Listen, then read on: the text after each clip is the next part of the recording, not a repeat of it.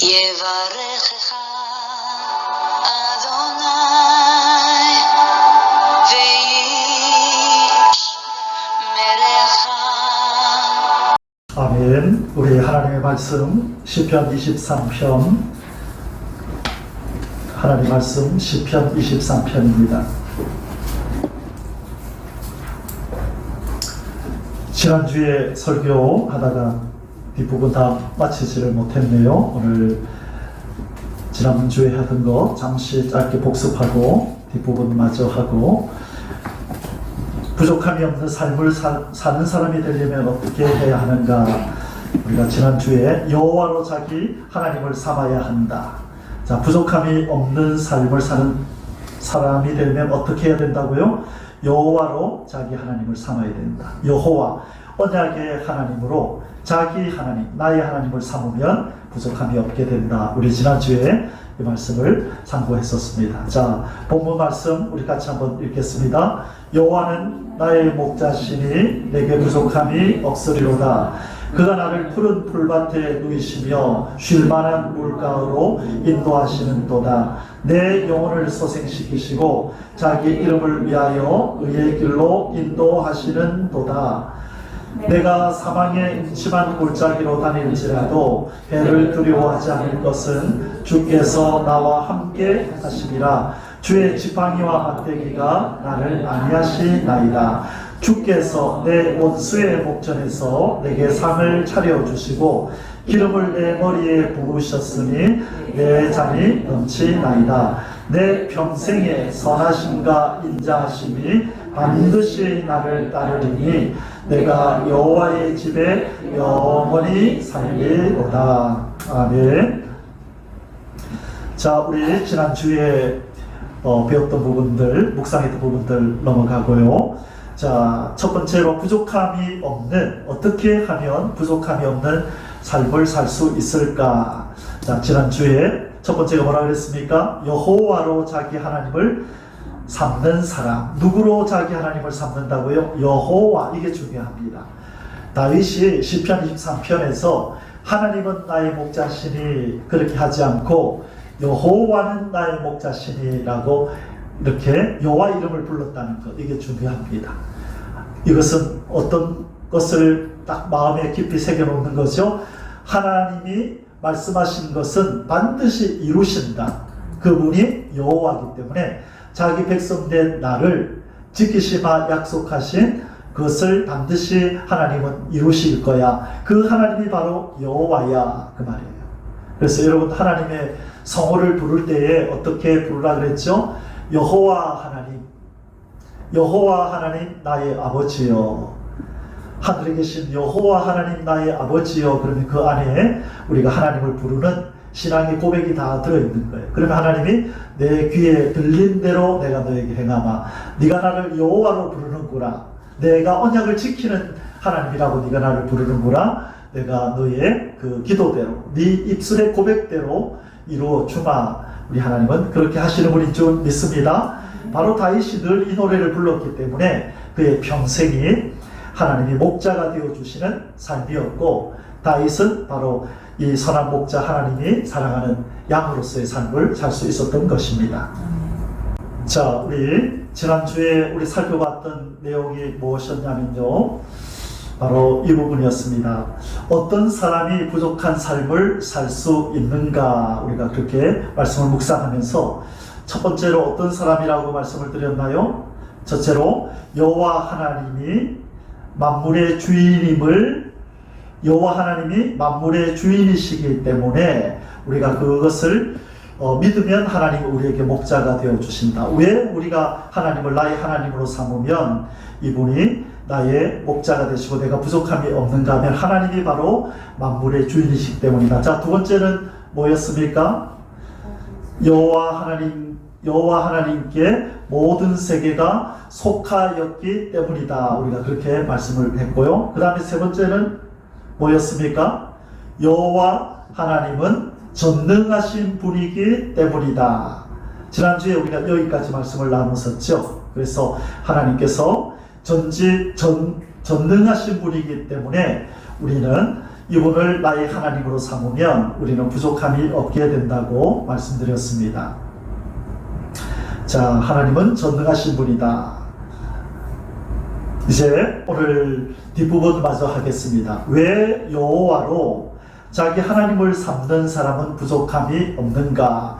네 번째로 여호와 하나님은 전지하신 분이기 때문입니다. 같이 한번 읽겠습니다. 여호와 하나님은 전지하신 분이시기 때문이다. 여호와로 내 목자를 삼으면 부족함이 없는 이유가 우리가 우리의 하나님으로 삼는 여호와는 전지 모든 것을 아시는 분이기 때문에 내가 부족함이 없다는 거예요. 우리 하나님은 전능하셔서 온 우주 만물을 지으실 뿐만 아니라 전지하셔서 그 지으신 피조물들의 필요를 다 알고 계신다는 거예요. 굳이 입술로 고백하지 않아도, 도와달라고 요구하지 않아도 하나님은 자기 피조물의 필요를 아신다는 거예요. 그래서 예수님도 이 땅에 계실 때 무슨 얘기를 하셨죠? 공중에 나는 새를 보고 들에 핀 백합화를 보아라. 저들이 어떻게 먹고 입는지를 보아라. 창조주가 지으셨기 때문에 때를 따라 먹이고 입히느니라. 그런 말씀을 하신 거예요. 거기에서는 어떤 말씀이 생각됐다고요? 공중 나는 새를 보아라. 보아라. 그 다음에 생각됐죠. 보고 생각해봐라. 그 다음에 들에 핀 백합화를 보아라. 보고 생각해봐라. 저 미물들, 저 인간과 비교해서는 하찮은 저런 존재들도 창조주가 만들었다는 이유 때문에 그 의무를 다하여 창조주의 선함을 저 피조물들에게 보인단다. 뭐 때문에? 만들었다는 이유 때문에. 창조주이기 때문에. 왜 부모가 자식을 돌보고 사랑하고 아끼나요? 왜 기르나요? 낳았기 때문에. 낳은 부모의 신분이기 때문에 내가 낳은 자식을 끝까지 책임지고 돌보고 사랑하는 거죠. 바로 그게 하나님의 마음이에요. 왜 피조물들을 하나님이 아끼고 사랑하느냐? 창조주가 만들었다는 거예요. 생명을 부여했다는 말은 생명을 유지하고 계속 보존하고 존재하도록 창조주가 역사하겠다는 것을 근거로 해서 그렇게 피조물을 만들어내는 거예요. 그런데 우리 인간은 얼마나 더 존귀합니까? 하나님의 형상대로 만든 그런 사람, 그런 존재가 우리 인간이잖아요. 그래서 예수님이 하물며 너희일까 보냐. 저 새도 먹이고 저 들의 백합화도 입히는데 하물며 너희일까 보냐. 믿음이 없는 자야. 그렇게 말씀하시는 거예요. 자, 우리 하나님은 우리의 필요를 다 아신대요. 어느 정도로 아시냐면 누가복음 12장 6절에서 7절에 보니까요. 참새 5마리가 2아사리온에 팔리는 것이 아니냐. 그러나 하나님 앞에는 그 하나도 잊어버리시는 바 되지 아니하는도다. 너희에게는 심지어 뭐까지도 머리털까지도 다 세신 바 되었나니 두려워하지 말라. 너희는 많은 참새보다 귀하니라. 자, 우리가 참새보다 귀하대요. 어느 정도로 살피시냐면 머리 개수까지도 다 헤아린대요. 하나님 오늘 머리 감다가 많이 빠졌는데요. 그것까지도 천사들이 다 보고했을 거예요. 우리 하나님의 그 지각은요, 인간이 상상을 할 수가 없어요. 그 내용이 어디 나오느냐면 이사야서 55장 8절에서 11절에 보면 내 생각은 너희 생각과 다르고 내 길은 너희 길과 달라서 하늘이 땅에서 높음같이 내 길은 너희보다 높단다. 너희들은 찾을 수가 없단다. 그렇게 말씀하시는 거예요. 하나님의 가장 어리석을 때가 인간의 가장 지혜로울 때보다 똑똑하고, 그죠? 지혜롭고, 하나님의 가장 약할 때가 인간의 가장 강할 때보다도 강하다. 하나님 그렇게 말씀하시죠. 그래서 우리는 안심할 수 있는 거예요. 남들은 몰라요. 그죠? 내가 말하지 않으면 내 상황, 내 난처한 입장, 내 곤란한 환경을 모르지만 누구는 안다고요? 하나님은 다 보시고 아시고 계신다는 거예요. 그게 우리의 힘이고 우리의 위로예요. 다른 사람은 몰라도 나의 아버지가 아신다. 전능하신 내 아버지가 전지하셔서 내 모든 생각도 아시고 내 모든 감정도 아시고 내 모든 필요를 하나님은 아신다. 그것이 우리의 힘이고 우리의 특권입니다. 아멘이십니까? 그 하나님은 예나 지금이나 살아계셔서 자기가 선택한 언약 백성들을 끝까지 지키시는 겁니다. 요한계시록 2장 23절에 어느 정도로 아신다고 말씀하냐면, 내가 사망으로 그의 자녀를 죽이니 이 악인들을 향하여 말씀합니다. 모든 교회가 나는 사람의 뜻과 마음을 살피는 자인 줄 알지라. 내가 너희 각 사람의 행위대로 갚아주리라. 나는 너희들의 뜻도 살피고 마음도 살피는 여호와 하나님이다. 이렇게 말씀하시는 거예요. 마음도 살피고 뜻까지 살핀대요. 그래서 생각을 바로 해야 되는 거예요. 입술의 말을 바로 할 뿐만 아니라 우리는 생각까지도 잘해야 돼요. 예수님은 우리가 생각으로 짓는 죄도 우리가 삶으로, 몸으로 짓는 죄와 동일하게 죄라고 말씀하잖아요. 그래서 하나님을 섬기는 사람은 이 마음의 뜻과 생각까지도 하나님의 앞에서 감찰되고 있다는 것을 기억하면서 잘 가져야 돼요. 그래서 하나님 뭐라 그러셨어요? 무릇 지킬 만한 것보다 내 마음을 지키라. 생명의 근원이 이에서 나오는다고 그렇게 말씀하는 거예요. 자, 우리 하나님은 전지하신 분이라는 걸 기억하시고 여러분 담대하시기를 바랍니다. 말하지 않아도 우리 하나님은 아세요.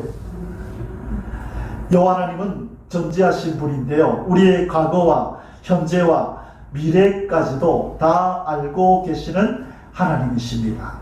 자, 시편 139편에 보면 1절에서 10절에 보면 이 다윗은 여호와로 자기 하나님을 삼은 이 다윗은 어떤 신앙을 가지고 있었느냐 하는 내용이 자세히 나오는데요, 바로 이 다윗은 하나님을 전지하신 분으로 알고 있었다는 거예요. 그게 1절에서부터 10절까지인데요. 한번 읽어보겠습니다. 여호와여, 주께서 나를 살펴보셨으므로 나를 아시나이다. 자, 어느 정도로 살펴보신다고 하냐면 2절에 보면 이렇게 말씀합니다. 주께서 내가 앉고 일어섬을 아시고 멀리서도 나의 생각을 밝히 아시오며 나의 모든 길과 내가 눕는 것을 살펴보셨으므로 나의 모든 행위를 익히 아시오니 여호와여, 내 혀의 말을 알지 못하시는 것이 하나도 없으시니이다.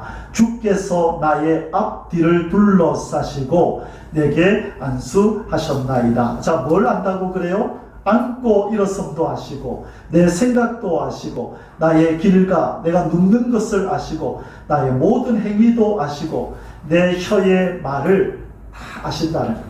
내가 혼잣말로 중얼중얼 해도 다 아신대요.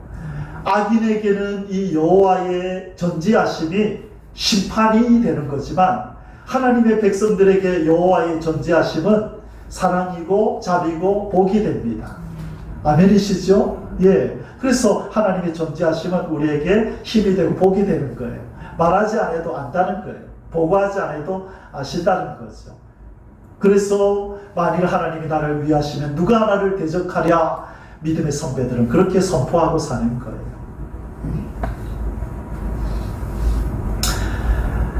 우리 6절에서 10절 마저 읽겠습니다. 이 지식이 내게 너무 기이하니 높아서 내가 능히 미치지 못하나이다.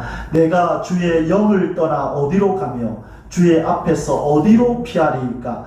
내가 하늘에 올라갈지라도 거기 계시며 스올, 저 지옥 같은 저곳에 내려갈지라도 거기 내 자리를 펼지라도 거기 계시니이다. 내가 새벽 날개를 치며 바다 끝에 가서 거주할지라도 거기서도 주의 손이 나를 인도하시며 주의 오른손이 나를 붙드시리이다. 자, 이렇게 고백하고 있습니다. 어느 곳에 가든지 간에 하나님은 거기 계신대요. 그래서 시편 139편 저 뒷부분에 가면 어떤 내용이 나오냐면 내가 어미 뱃속에서 조성되기 전에 이미 나를 아셨고 나의 날이 한 날도 되기 전에 내 모든 미래가 그분의 책에 기록이 되어 있다라고 얘기합니다. 여러분, 우리는 깜짝 놀라죠.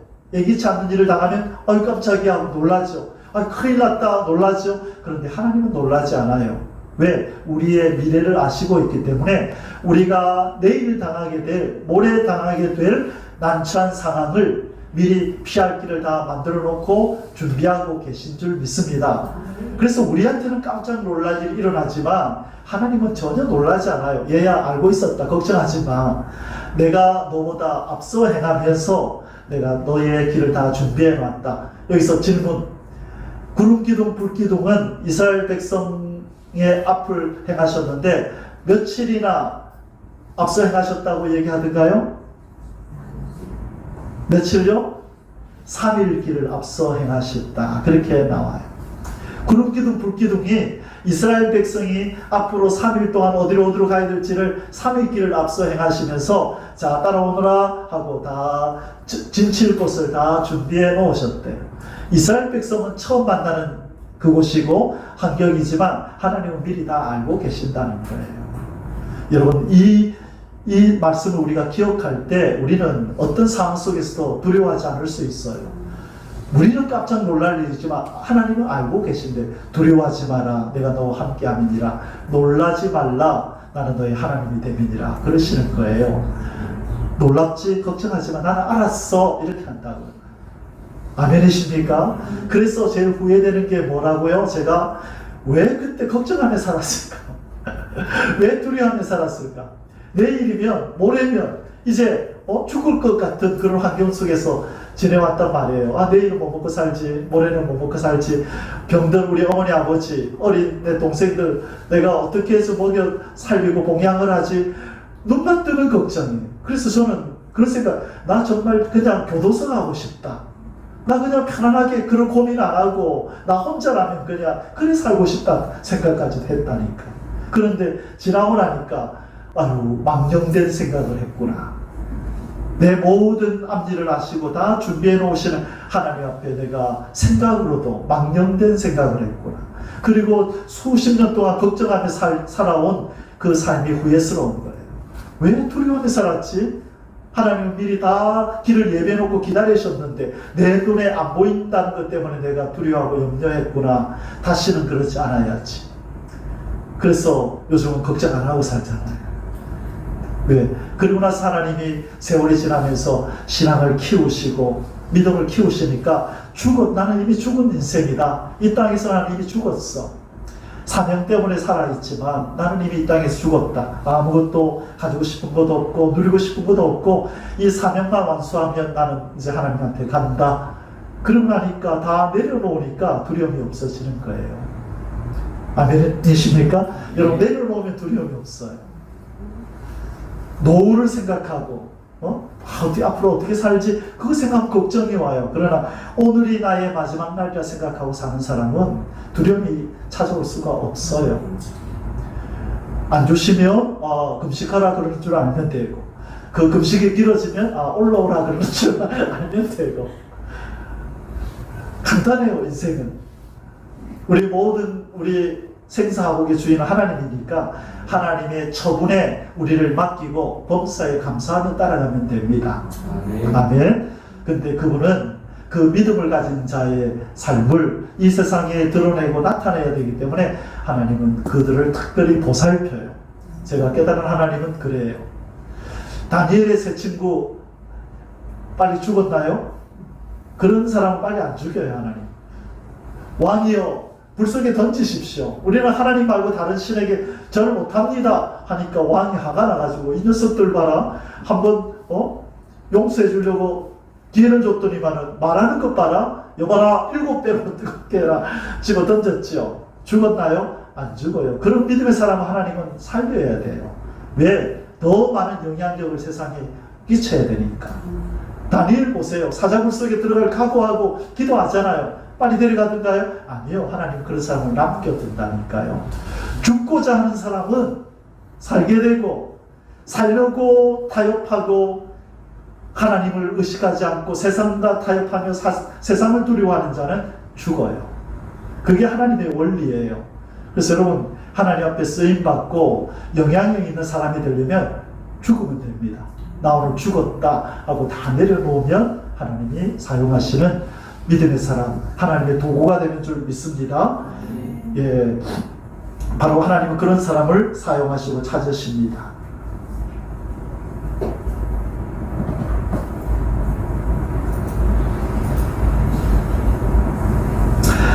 자, 우리 하나님은 전지하시기 때문에요. 하나님은 무엇을 하시냐면 하나님의 보석을 하십니다. 보석은 바둑 용어기도 하지만 앞일을 미리 예측하여 수를 놓는 것을 보석이라고 그래요. 사전적인 용어로 앞으로 이런 일이 있겠구나 하고 미리 알고 그 일을 대비하여 미리 수를 써놓는 것을 보석한다. 그래서 바둑을 잘 두는 사람은요, 이창호 구단이라는 사람은 전에 신문에 보니까 몇 수 앞을 내다보냐 기자가 물으니까 100수를 본대요.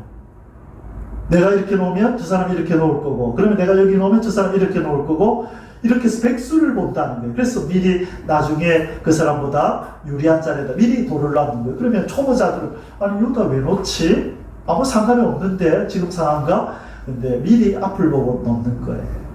하나님은 요셉도 모르고 형들도 모르고 아들이 짐승에 찢겨 죽었다고 울부짖는 야곱도 모르는 그 일을 하나님은 하신 거예요. 뭐죠? 요셉을 애굽 땅에다가 포석을 해놓은 거예요. 이 팔려가는 요셉은요, 형 제발 나 제발 팔지마 울부짖는 장면이 나와요. 형들은 에이 눈에 가시 같은 놈 꽃이다 하고 보내버리죠. 그리고 아버지한테 거짓말하는 거예요. 짐승이 우리 동생을 뜯었나 봐요 하고 피 묻은 옷을 갖다 주니까 야곱은 기절하듯이 넘어져서 울부짖잖아요. 아무도 몰라요. 당사자 요셉도 몰라요. 그런데 하나님이 수를 놓죠. 그걸 보석이라고 하는 거예요. 그 보석을 왜 놓았죠? 창세기 15장에서 아브라함에게 미리 말씀했잖아요. 네 후손이 이방의 땅에서 4대 동안 객으로 있을 거다. 그래서 큰 민족을 이루고 재물을 가지고 나올 거라 그랬죠. 하나님은 멀리 바라보시고 나중에 이스라엘 백성이 가서 살게 될 그곳에다가 이 요셉 돌을 미리 딱 놓은 거예요. 그리고 국무총리로 만들어서 이 백성들을 이쪽으로 데리고 와서 고센 땅에서 기르려고 하나님 미리 다 수를 써놓으신 거예요. 가나안 땅은 큰 민족을 만들 수 있는 땅이 아니에요. 지리적으로 저 위에 아스루, 바벨론, 페르시아, 저 밑에 애굽이 있어가지고요. 자기들끼리 치고받을 때 반드시 이스라엘을 통과해서 가야 되거든요. 그러면 그곳에 피해를 당한다고요. 그래서 하나님은 못자리를 필요로 하신 거예요. 그래서 그걸 애굽을 정한 거예요. 가장 강대한 군사력이 있는 나라, 그리고 나일강이 쭉 흘러서 농사도 잘 되고 땅도 넓어서, 그래서 또 이 이스라엘 백성들만 따로 떼어놓을 수 있도록 요셉에게 지혜를 줘가지고 아버지 바로가 직업이 뭐냐 물으면 목축한다 그러세요. 반드시 그 이야기 해야 됩니다. 왜? 이 애국 사람들은 목축하는 사람을 아주 천하게 여기기 때문에 상종을 안 하려고 할 겁니다. 같이 살아야 되는 거 아니냐? 근데 요셉은 알았지. 아니요 아버지, 우리는 떨어져 살아야 돼요. 피 섞이면 안 돼요. 이 요셉은 다 안 거예요. 그래서 아버지 바로가 묻거든 우리는 목축한다 그랬어요. 그러면 저 고센 땅을 내가 달라고 얘기를 해놨기 때문에 거기 살게 될 겁니다. 요셉은 하나님이 알게 하신 거예요. 그렇게 해서 계속 그냥 거기 살았으면 이스라엘 애국 사람으로 살 뻔했는데 하나님이 이제 요셉아 대장 요셉 대장 시키고 이제는 요셉을 알지 못하는 왕이 딱 오니까 이스라엘이 두려운 거예요. 야, 인구가 저리 많네.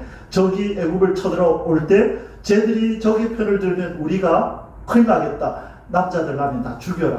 그래서 그때부터 핍박이 시작되는 거죠. 그것은 뭘 위한 포석이에요? 약속의 땅 가나안을 그리워하도록 하나님이 고난을 주는 거예요. 왜 성도들에게 고난을 주시는지 아세요? 저 땅을 그리워하라는 거예요. 내 백성아, 하늘 백성아, 너희들이 살 곳은 이곳이 아니야, 저기야. 그런데 자꾸 이 땅에서 움켜쥐고 이 땅의 것을 먹고 살고 이 땅의 것으로 만족하려고 그러니까 하나님 어떻게 해야 돼요? 흔들어야죠. 그래서 뺏는 거예요. 그 나라를 고대하라고 그러는 거예요. 성도들이 고난을 당하는 그것은 감사한 일이에요. 하나님이 나를 하늘을 바라보도록 나에게 집중적으로 관심을 갖고 계시는구나. 그렇게 여겨야 되는 거예요. 그때 감사가 되는 거예요. 편안하고 안전한 게 감사가 아니라 내가 세상을 향하여 눈을 못 돌리도록 하나님이 어려움을 주시고 나를 깨우실 때 왜 이러세요? 왜 나만 갖고 그러세요? 그렇게 하면 안 돼요. 왜 나를 이토록 사랑하세요? 왜 내가 세상 사랑하지 못하도록 내 의지로서는 할 수 없으니까 하나님이 이렇게 나를 꺾어주시네요. 나를 낮춰주시고 하늘만 바라보도록 해주시네요. 하나님 내가 뭔데 왜 이렇게 극진한 사랑을 베푸십니까? 그렇게 해야 된다고요. 왜 나만 갖고 그래? 이러면 안 된다고. 오히려 감사해야 돼요. 환난이 있고 어려움이 있거든. 제 제자이자 후배가 암에 걸려가지고 고통을 췌장암인가 거의 말기까지 갔다는 소식을 듣고 병원에 갔어요. 병원에 가니까 이 젊은 친구가 그렇게 건강한 친구가 하나 일밖에 모르는 근육맨이었는데 그렇게 암이 걸려가 그래 있더라고요. 그래서 그 친구는 알더라고요. 교육을 잘 받았죠.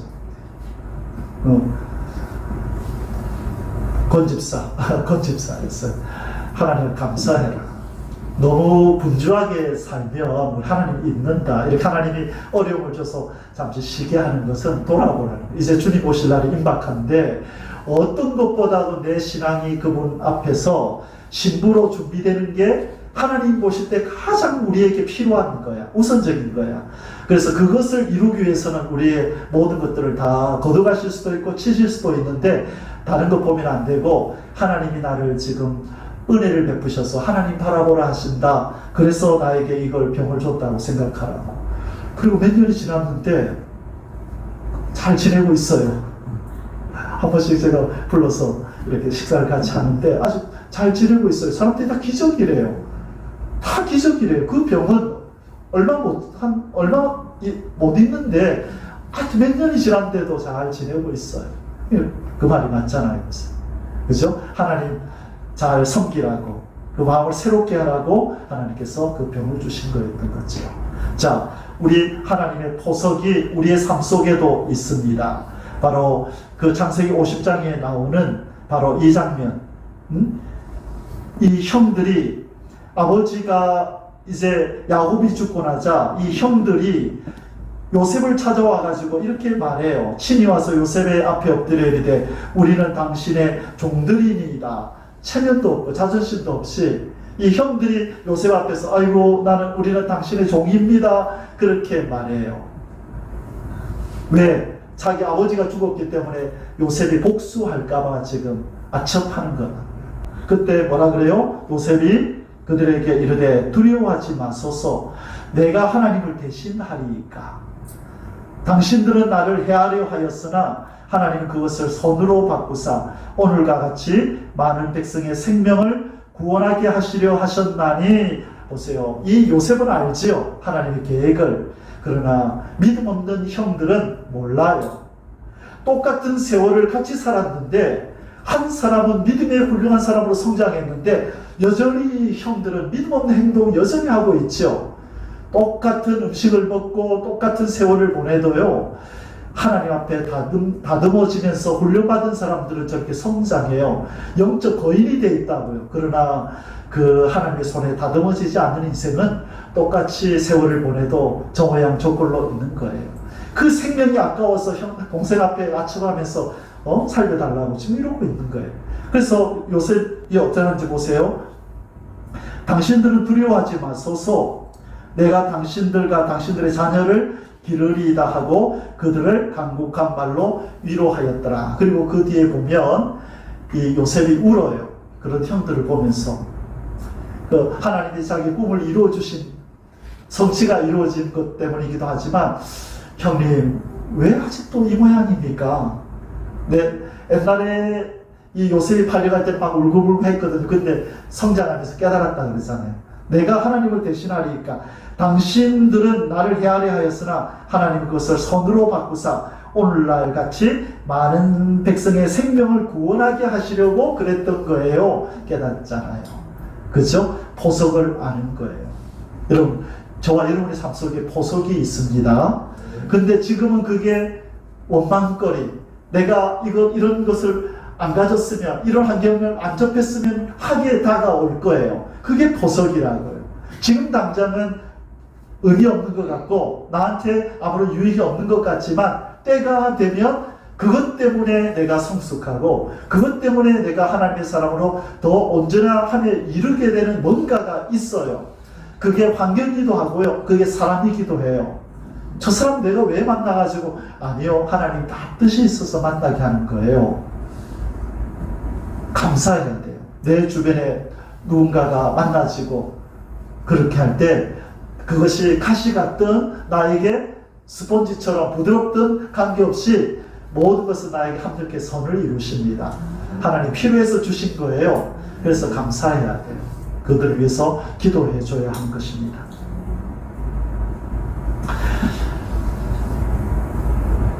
내 삶에 놓이는 이 보석들을 우리는 최선을 다하여 감사로 응해야 됩니다.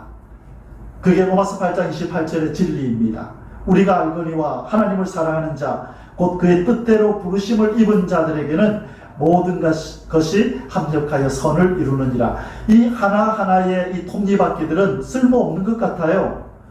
이 톱니바퀴가 내 삶에 왜 있지? 이 날카로운 톱니바퀴가 내 삶에 왜 있지? 이런 톱니바퀴 같은 사람은 내한테 왜 왔지? 이런 일은 왜 일어나지? 그것들이 합력해서 뭘 이룬다고요? 하나님의 커다란 시계가 도는 거예요. 내 삶을 하나님이 움직이시는 거예요. 이 톱니바퀴들을 모아가지고 나를 위해서 나를 하나님의 사람으로 만드는 이 일을 위해서 큰 시계가 돌도록 작은 톱니바퀴들을 다 모아서 돌리는 거예요. 그래서 우리에게 유익하게 보이는 톱니바퀴든 또 유익하지 않게 보이는 톱니바퀴도 우리는 다 감사로 받아들여야 돼요. 왜? 하나님의 간섭하에서 나에게 다가온 것이기 때문에 그런 것입니다. 여러분, 이것이 신앙, 성숙한 신앙인의 표지예요. 증거가 뭐냐? 범사에 감사할 줄 알아야 돼요. 어떻게 그게 가능하냐? 모든 것이 톱니바퀴라고 여길 수 있기 때문에 그런 거지. 하나님은요, 아무 환경이나 아무 사람이나 우리한테 접근하도록 안 하세요. 우리를 사랑하기 때문에 그래요. 간섭하신다고요. 그것이 사람이든 환경이든 하나님 간섭해요. 얘야 안 돼, 너 오지마. 간섭하신다고요. 꼭 필요한 것만 허락하시는 줄 믿습니다. 그래서 우리의 하나님, 우리 앞에 놓인 이 보석을 대하는 우리의 태도는 최선을 다하여 감사함으로 받아들이는 것입니다. 다섯 번째로, 왜 우리가 여호와로 나의 하나님을 삼을 때 우리가 부족함이 없게 되느냐? 그 하나님 여호와는 나를 사랑하시는 아버지이기 때문이래요. 그분이 아버지래요. 아버지는 자녀와 뗄래야 뗄 수 없는 존재예요. 자기의 생명을 바쳐서라도 자식을 돌보고 기르는 게 아버지예요. 근데 하나님이 우리 보고 나는 너의 아버지다 그렇게 부른다는 거예요. 그 말은 그분이 우리를 기르시고 돌보시는 일에 최선을 다할 것을 말씀하시는 겁니다. 마태복음 6장 9절에 그러므로 너희는 이렇게 기도하라. 하늘에 계신 우리 아버지여, 이름이 거룩히 여김을 받으시오며, 갈라디아서 4장 6절에 너희가 아들이므로 하나님이 그 아들의 영을 우리 마음 가운데 보내사 아바 아버지라 부르게 하셨느니라. 자, 하나님은 우리의 누구라고요? 아버지. 그래서 여러분 참 곤란하고 난처한 일을 당할 때 내 입에서 무슨 기도가 나오나 가만히 보면요, 그 한마디밖에 안 나와요. 아버지하고 그 말만 하고 있어요. 이전에 싱가포르에서 8년의 생활을 마치고 이제 돌아와야 되는데, 이상하게 시간만 나면 그 예배당이 있어서 기도하러 가면 이상하게 막 통곡을 주시는 거예요. 아버지 그 말밖에 안 나와. 이상하다. 내 삶 속에 특별한 일이 없는데 왜 자꾸 이렇게 아버지를 부르면 통곡하게 하시지? 그래서 집에다 전화를 해봤어요. 어머니 집에 무슨 일 있어요? 아니 아무 일도 없는데. 참 이상하다. 왜 성령께서 그렇게 아버지를 부르며 울부짖게 하지? 그래서 이상하다 했는데 아니나 다를까 한국에 딱 돌아와 보니까 웬걸 어머니가 암에 걸려있는 거예요. 유학하는 아들 걱정될까봐 그분은 병원을 안 가셔도 암인지도 몰라. 물만 마시고 다 토하고 음식도 못 드시고 사람이 바짝 말라가지고 죽어가고 있는 거예요. 그래서 막 급하게 병원으로 모셔갔더니만 그 담도암 간 안으로 흐르는 안으로 들어가는 길에서 암이 생겨서 6개월 후에 이제 사망한다는 거예요. 그래서 맛있는 거 드리고 마음 편하게 드려라 그러는 거예요. 그런 일이 있었던 거예요. 근데 하나님이 놀라운 방법으로 역사하셔서 치료하시고 참 놀랍게 역사하시더라고요. 싱가포르에 이제 마지막 학기를 남겨두고 저기 기도하러 갔어요. 산에 비를 맞고 올라가서 하나님 이제 어떻게 해야 돼요? 6개월 후면 3개월 후면 5개월이구나. 한 학기 마치고 오면 이제 하나님 내가 뭘 해야 됩니까? 아무것도 뭘 해야 될지 뭐 가진 것도 없고 해야 될 일도 뭔지 모르겠고 그런데 하나님께서 두려워하지 말래요. 다 길을 예배해놨다고. 그래서 이제 마지막 학기 때 이제 그런 기도를 시킨 거예요. 통곡을 하게. 그리고 이제 딱 왔더니만은 이제 어머니가 이제 그렇게 돼 있었는데 어머니가 집이 어려우니까 모든 보험을 다 깼어. 저 앞으로 들었던 거 또 아버지 앞으로 들었던 거 다 보험을 다 깨고 보니까 전부 다 해약을 다 한 거예요. 삼성에 다 들었는데 우리 큰 동생이 삼성을 다니기 때문에 삼성에 다 들었는데 그래서 다 집 정리를 하다 보니까 무슨 그 증서가 하나 딱 나왔는데 어머니 암보험이에요. 보라마나 이것도 뭐 해약하셨겠지 하고 딱 알아보니까 일주일 남았대. 돈은 다 내고 일주일 후면은 이게 이제 기간이 끝난다는 거예요. 그래서 암보험 든 것 때문에 하루에 10만 원씩을 주는 암보험이 있어요. 그 당시로 2002년도에 1년에 한 달에 300만 원을 주는 거예요. 생각지도 못했죠. 그리고 이제 암 걸렸다고 보상금이 나와가지고 어머니가 막 빚이 져가지고 이 사람 저 사람한테 빌려주고 뭐 개를 또 오약을 해가지고 또 돈을 가지고 나르고 이래서 병이 나신 거예요. 참 어머니 그냥 좀 조용히 사시지 뭘 한글도 제대로 모르시는 분이 그렇게 오해를 한다고 그렇게 사셨는가. 그래서 참 안타깝고 마음에 안 들더라고. 그래서 결국은 이제 병원에 들어가셨는데 하나님께서 그 이후로 10몇 년을 또 살게 하셨어요. 그래서 보험회사에서 나와가지고 이상하다는 거예요. 의사를 찾아온 거예요. 아니 담도암이라 그랬는데 왜 오래 사냐 이걸. 왜 이렇게 보험금을 많이 타가냐 이거예요. 그러니까 의사도 아니 보시라고 그 당시에 상황이 이랬다고 물도 못 마시고 이 사진 찍은 거 다 보여주면서 이랬지 않느냐. 맞는데 그러는데 그래서 아직도 그게 미스테리예요. 의사가 오진을 한 건지 아니면 말기 암을 갖다 하나님이 낫게 하셨는지 그거는 몰라요. 그런데 어쨌든 하나님은 저의 난처한 상황 속에서를 건져내셨어요. 그래서 왜 그때 그렇게 아버지를 부르며 울부짖게 했는지 저는 그때 뒤늦게 알았죠. 하나님이 뭔가를 행하시려고 하는데 기도가 필요한 거야. 아들아 기도하라는 거예요. 그래서 뭔지는 모르지만 하나님 아버지를 부르며 도와달라고 역사해달라고 뜻을 이루십시오라고 강구했는데 오니까 그런 일이 있더란 말이죠. 그래서 제가 하나님이 이루시려고 하는 일도 내가 기도해야 되는 거구나. 그래서 하나님이 기도를 시키는구나 하는 것을 알게 되었어요. 그때 불렀던 하나님 이름이 뭐라고요? 아버지. 그 아버지를 부르면 그렇게 마음이 좋아요. 다른 어떤 이름보다도 내 아버지요. 그래 부르면 하나님 아버지의 그 사랑이 느껴지는 것 같아요. 그래 하나님 아버지 이름을 많이 부르십시오. 우리의 하나님은 우리의 아버지십니다. 그래서 우리는 부족함이 없게 되는 줄 믿습니다. 아멘.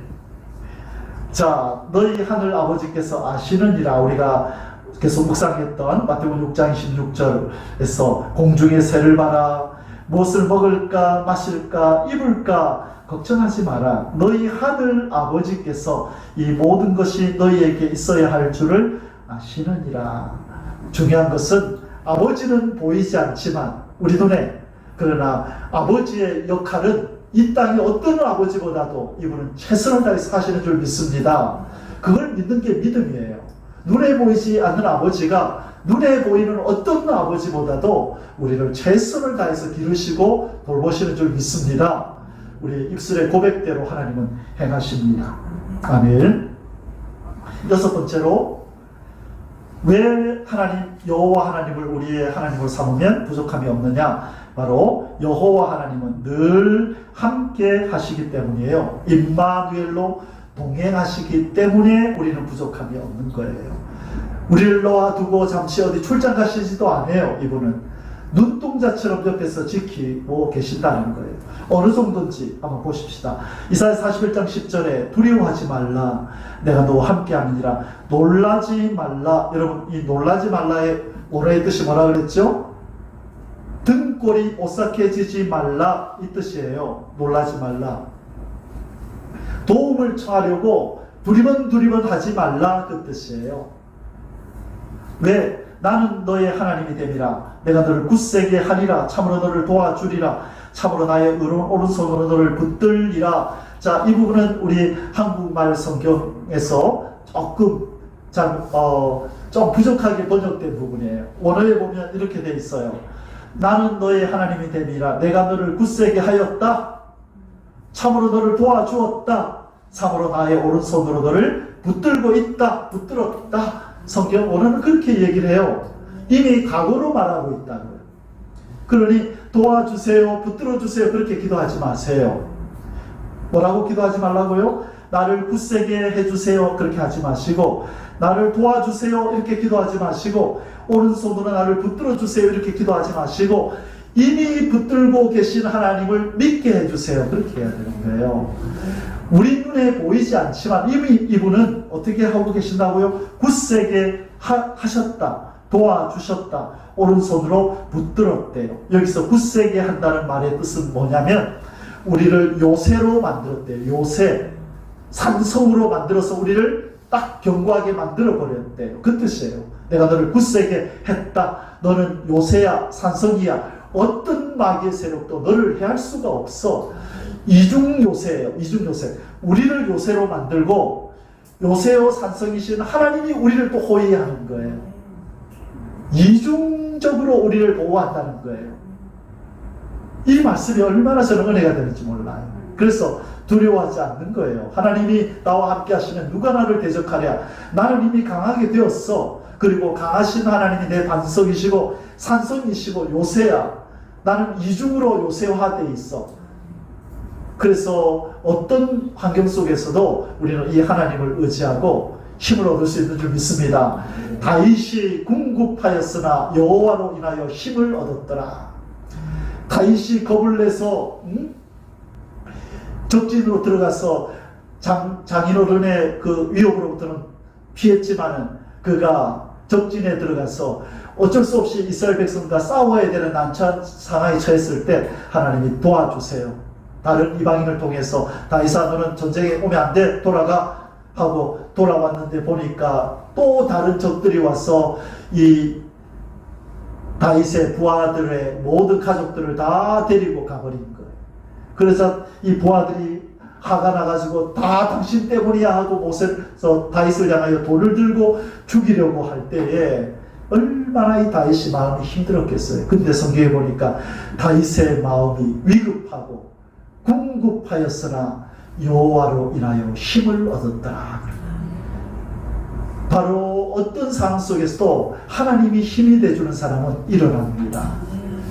그 하나님을 나의 하나님으로 삼아야 되는 거예요. 이분이 바로 우리와 늘 함께 하시는 임마누엘의 하나님이기 때문인 줄 믿습니다.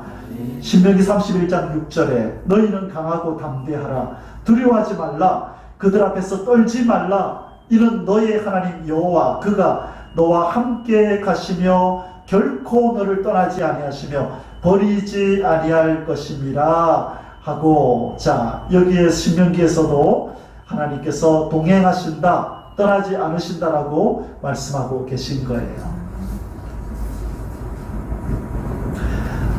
이 사람이 누구죠?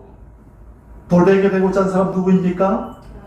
야곱이죠. 야곱이 에서를 피하여 도망갈 때 하나님이 그를 이렇게 위로합니다. 내가 너와 함께 있어 네가 어디로 가든지 너를 지키며 너를 이끌어 이 땅으로 돌아오게 할지라. 내가 너에게 허락한 것을 다 이루기까지 너를 떠나지 아니하리라 하신지라. 아멘. 이 이후에도 야곱은 하나님을 못 봤어요. 안 나타나요. 그런데 위기 때마다 하나님이 말씀하죠. 얘야 이제 삼촌 집 떠나라. 너희 고향으로 가라. 이때도 보세요. 얼마나 자기 자신이 참 처량하고 불쌍히 있겠어요. 그 따뜻한 집을 떠나서 돌베개 베개 자고, 그렇죠? 한 번도 보지도 못한 친척집을 향하여 지금 가고 있는데 무슨 일이 일어날지, 앞으로 미래가 어떻게 될지 아무것도 모르는 이 위험천만한 이 순간에 하나님이 이제 다 나타나시잖아요. 그리고 뭐라고 위로해요? 내가 너와 함께 있어서 네가 어디로 가든지 너를 지킬 거다. 걱정하지 말아라 말씀하시는 거예요. 내가 너에게 허락한 것을 다 이루기까지, 다시 말해 뭐예요? 너의 사명을 다 감당할 때까지 내가 너 떠나지 않는다. 이게 저와 여러분의 담대함인 줄 믿습니다. 오늘도 저와 여러분에게 호흡을 주셨다는 것은 하나님이 맡긴 일이 있다는 거예요.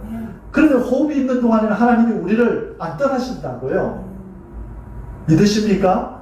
예, 우리가 호흡이 있는 동안은 사명이 있다는 것이고 사명이 있는 동안은 안 떠나신다고 그러잖아요. 그래서 우리의 호흡을 우리가 어떻게 연명하고 이어나갈까 걱정하지 마세요. 호흡이 있는 동안은 사명이 있는 것이고 사명이 있는 동안은 하나님이 함께 하시는 거예요. 그래서 우리가 고민할 것은 오늘 하나님이 주신 이 생명으로 내가 뭘 하고 오늘도 하나님께 영광 돌리지? 그래서 하나님을 더 깊이 알아가는 일, 하나님을 더 닮아가는 일, 더 입술을 열어서 하나님을 향하여 사랑을 고백하는 일, 그리고 죽어있는 영혼을 향하여 이 생명을 전하는 이 일을 위해서 오늘도 우리 호흡을 사용할 수 있길 바랍니다. 그러면 하나님이 늘 동행하세요. 아멘. 마지막 7번째입니다. 왜 하나님을, 여호와 하나님을 나의 하나님으로 삼으면 부족함이 없게 되는가? 여호와 하나님은 나의 공급자, 저와 여러분의 공급자, 프로바이더, 공급자이기 때문입니다. 필요 때마다 공급해 주시는 하나님. 우리가 이게 안 되기 때문에 두려워하는 거예요. 이게 안 되기 때문에 자꾸 우리는 두려움에 떠는 거예요. 왜? 나는 지금 결핍을 느끼는데 공급하는 것이 안 보이는 거예요.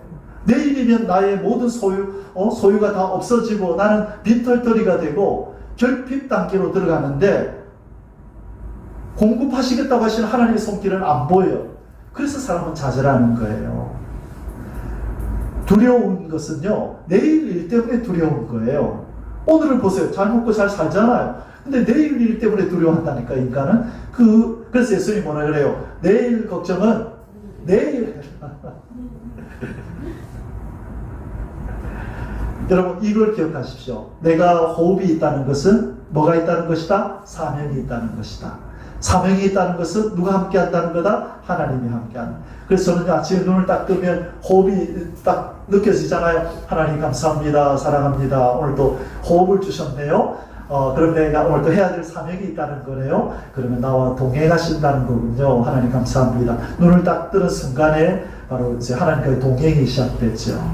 그래서 오늘 하루는 내가 어떤 사명을 감당할까? 말씀만 드는 거죠. 밥만 먹으면서 한날 말씀만 듣는다고 하루 10시간 이상을 늘 쓰지요. 오늘 아침에도 혼자 설교를 한 판 했어요. 1시간 반, 거의 2시간 걸려가지고 영상을 또 하나 만들었어요. 여러분 오시기 전에. 앞으로 3년 3개월 4일 동안은 매일매일 해야 돼요. 자, 근데 얼마나 감사한지 몰라요. 내가 하나님의 말씀을 요리를 해서 성도들한테 영의 양식으로 만나를 내려줄 수 있다는 게 그게 얼마나 행복이 돼요. 요즘 잠을 안 자도 피곤하지도 않아요. 요즘은. 너무너무 요즘은 행복하게 지내요. 자, 우리 하나님이 우리의 공급자이십니다. 빌립보서 4장 19절에 나의 하나님이 그리스도 예수 안에서 영광 가운데 그 풍성한 대로 너희 모든 쓸 것을 채우시리라. 이게 하나님의 약속이라고요. 이분은 풍성하대요. 가지고 계신대요. 금도 내 것이 은도 내 것이다 말씀하잖아요. 그러면 사명을 감당하는 자에게 하나님 공급한대요. 그 얘기가 바로 어디에 나오냐면 마태복음 4장 19절에, 그래서 제가 419라 그러죠. 마태복음 4장 19절에는 나를 따라오너라 내가 너희로 사람을 낚는 어부가 되게 하리라. 여기 마태복음 4장 19절이고요. 아멘 하고 따라오면 선물로 빌립보서 4장 19절을 주시는 거예요. 나의 하나님이 그리스도 예수 안에서 영광 가운데 그 풍성한 대로 너희 모든 쓸 것을 채우시리라. 사명에 순종하는 사람. 그래서 여러분, 우리는 생존을 위해서 살면 안 되고 뭘 위해서 살라고요? 사명을 위해서 살아야 돼요. 하루를 살더라도 사명을 위해서 살다 가야 돼요. 생존을 위해서, 먹고 살기 위해서 살면 안 돼요. 우리는 하나님이 주신 사명을 위해서 살아야 되는 겁니다. 고린도전서 10장 4절에 이런 귀한 말씀이 있습니다. 강연을 지나던 이스라엘 백성들이 뭘 먹고 마셨느냐? 다 같은 신령한 음료를 마셨으니 이는 그들을 따르는 신령한 반석으로부터 마셨음에 그 반석은 곧 그리스도시라. 반석이요 따라다녔대요. 보세요. 그들을 따르는 신령한 반석이잖아요. 이 부분을 사람들이 신기하게 생각해요. 어떻게 반석이 따라다니지?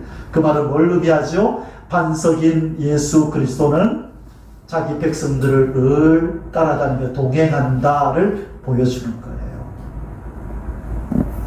우리 반석이신 예수님은 우리를 늘 따라다니세요. 믿으십니까? 보이지 아니하지만 어떤 누구보다도 가까이서 우리의 마음 뜻까지 태부까지 살피시면서 남들은 듣지 못하는 우리의 슬픈 울음소리도 들으시면서 우리를 돌보고 계신 줄 믿습니다. 그러니 하나님이 옆에 안 계신 것처럼 절망하거나 좌절하지 마세요. 입술로 고백하세요. 나의 하나님 나와 함께 하신다. 나를 홀로 두지 않고 버리지 아니하신다. 임마누엘의 하나님이 나와 함께 계신다. 그렇게 선포하시고 고백하세요. 우리 하나님은 그 음성을 듣고 싶어 하십니다. 그래서 예수님이 제자들을 보내면서 뭐라 그래요? 너희 전대에 금이나 은이나 동을 가지지 말고 여행을 위하여 배낭이나 두벌 옷이나 신이나 지팡이를 가지지 말라. 이는 일꾼이 자기의 먹을 것 받는 것이 마땅함이니라. 사명을 가진 자가 하나님으로부터 공급받는 것은 당연하다고 얘기하는 거예요. 자, 결론의 말씀입니다. 어떤 사람이 부족함이 없는 삶을 살 수 있는가? 첫 번째 대지가 여호와로 자기 하나님을 삼는 사람이 되어야 된다 그랬죠. 자, 왜 여호와로 자기 하나님을 삼으면 부족함이 없느냐? 바로 여호와의 정체가 바로 이렇다는 거예요. 여호와 하나님은 만물의 주인이시고 모든 세계가 하나님께 속했고 전능하신 분이고 전지하신 분이고 나를 사랑하는 아버지고 나와 늘 함께하는 임마누엘의 하나님이고 나의 공급자이시기 때문에 여호와 하나님으로 자기 하나님을 삼으면 부족함이 없는 줄 믿습니다. 여러분, 구걸하지 마시고 두려워하지도 마시고 염려하지도 마시고 이 여호와 하나님으로 저와 여러분의 하나님을 삼으시고 공급받는 삶, 풍성한 삶, 영육간에 부족함이 없는 삶을 사시기를 주님의 이름으로 축복합니다. 아멘. 자, 기도하겠습니다.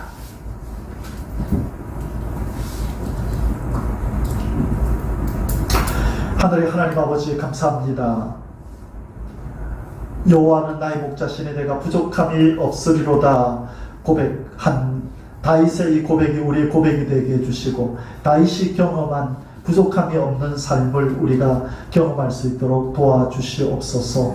존귀하신 아버지 하나님, 믿음이 없어지는 어둡고 캄캄한 때입니다. 많은 사람들이 배반하고 배도하는 일들이 일어나는 때이지만은 우리 하나님 우리를 도우셔서 끝까지 믿음을 지키고 승리하는 삶을 살아갈 수 있도록 도와주시옵소서. 사랑하는 성도들의 모든 영육간의 삶을 보살펴 주시고 공급하시는 하나님으로 인하여 부족함이 없는 삶을 다 누리게 하여 주옵소서. 사랑하는 우리 주 예수 그리스도의 이름으로 감사하며 축복하며 기도하옵나이다. 아멘. יברכך